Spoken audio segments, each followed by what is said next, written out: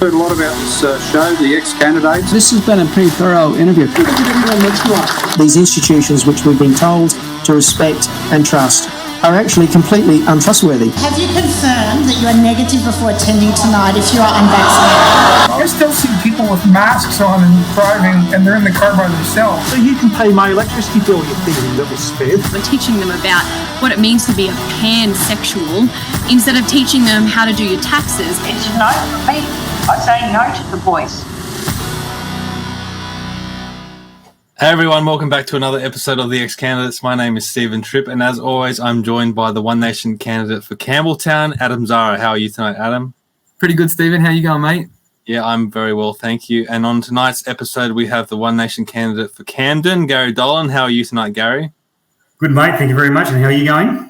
I'm well, thank you. Thank you for coming on the show. Can you give us a little bit of a background, who you are, so everyone watching can learn a little bit more about you? Okay, so I'm a Western Sydney guy, born and bred basically along the fringes of Western Sydney, and I started life. I was brought up basically as a staunch Labor voter, believe it or not. I come from a Labor background family, to the point where I even still remember my grandmother saying, God rest her soul, she said to me when I asked her about Labor, she said, "We don't vote anybody else, we don't need to, because they always look after us," talking about Labor. So I voted Labor pretty much through the first few elections, I'd say. It was about Bob Hawke and Paul Keating, thereabouts. Yeah. I eventually got my own business because I went to school, obviously coming out of school, and I needed a job. I wasn't, I suppose, I was a Western Sydney boy, as I said, so I wasn't lucky enough to be able to afford to go to university or any of those sort of things. And I didn't really think about doing it either way. But I went and I got qualified in two trades. So I ended up becoming mechanical trades and did the electrical trade as well. Then when I did that, I actually went through and did University of Physics and Maths. Then following that, or through that, I actually decided I wanted to attack the world a little bit, I suppose. And I decided to study intensive recirculation systems in aquaculture. And I did Murray cod, which nobody knew nothing about at that stage at all, especially in these systems. So I did that, and I ended up becoming a primary producer in the end, producing tons and tons annually. And COVID, sure enough, fixed that once they stopped all the restaurant trade. So they limited, and it was very hard at that point in time to try to run that business, especially with livestock. It was really hard, but I ended up shutting it down, and I'm only just now starting to sort of tweak the idea and get back into it again, and I'm going through council as well. And I'm also a qualified pilot. I've done that for a few years now as well, so I fly planes around.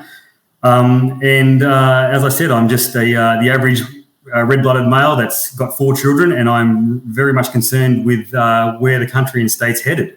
And as my dad said a while ago, that if you want a job done properly, mate, you've got to do it yourself. So hence here I am. Wow. So you're a mechanical engineer? Trade. Yeah, I've done the trade, yes. Oh, mechanical trade. Okay. So mechanic trade, electrician trade, electrical trade. Yes. Physics graduate. Yes. I didn't finish it. I got halfway through. I got about 3/4 of the way through, and that's when I started doing the intensive recirculation systems in aquaculture. You're did the maths. Murray cod farmer. Yes. And a pilot. Yes, and Barramundi farm if you want to go there as well. I actually did Barramundi. And a what farm?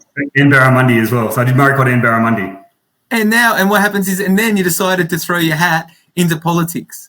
Yes, well, as I said, in the end, I was waiting for the right people in the area to say the right things, the right local MPs to come up and say the right things. But unfortunately, typically, we've only got MPs at the moment that just toe the party line. So whatever somebody silly like Matt Keane says to constantly get himself re-elected in Hornsby or wherever he is, unfortunately, the rest of us have got to live with it, because our Peter Sigreaves will just toe that party line, because he will not, because he's a rank and file politician.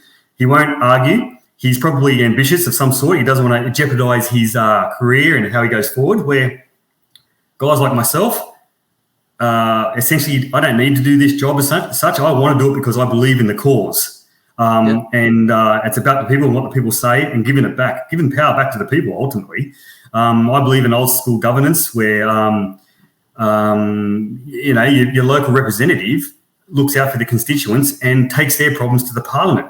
At the moment, none of that happens at all. It's just all we do is whatever happens on the media, the guys all fall in line, and it's generally passed through the parliament, and there's no real liaison between the constituents and the MP of the area. So, and I think that needs to change again as well.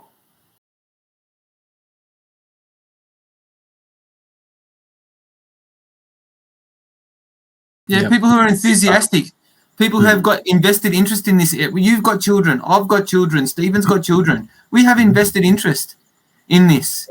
We need to see our community stronger. So I'm not going to take your thunder, Garry, but it's really good having you on. And thanks for your time today. I really do appreciate it, mate. But Stephen looks like he's going to probably wrap you up. So let's wrap it up. And tell more UAP people to come across. I'm trying to get Robert Nalbandian to come across. Yeah, and Andrew at your way as well. I won't say his last name as well. Yeah, he's in the law. So, but they're good guys. They say the right things. Mate, I talk to them regularly enough. They always ring me as well, just to keep on touching base. But mate, if by all means, if there's things opening up or happening, let me know, because I'll force their hand, as they say. Very good. Awesome. All right. Thank you very much, Garry. Thank you, Adam. If you really enjoyed this episode, please share it out. I think it's really important that we get this message out, especially our candidates running in different areas. So, if we rely on our audience to share this message out. So if you can, please share it everywhere. And we'll see you next time. Thank you very much. Thank you.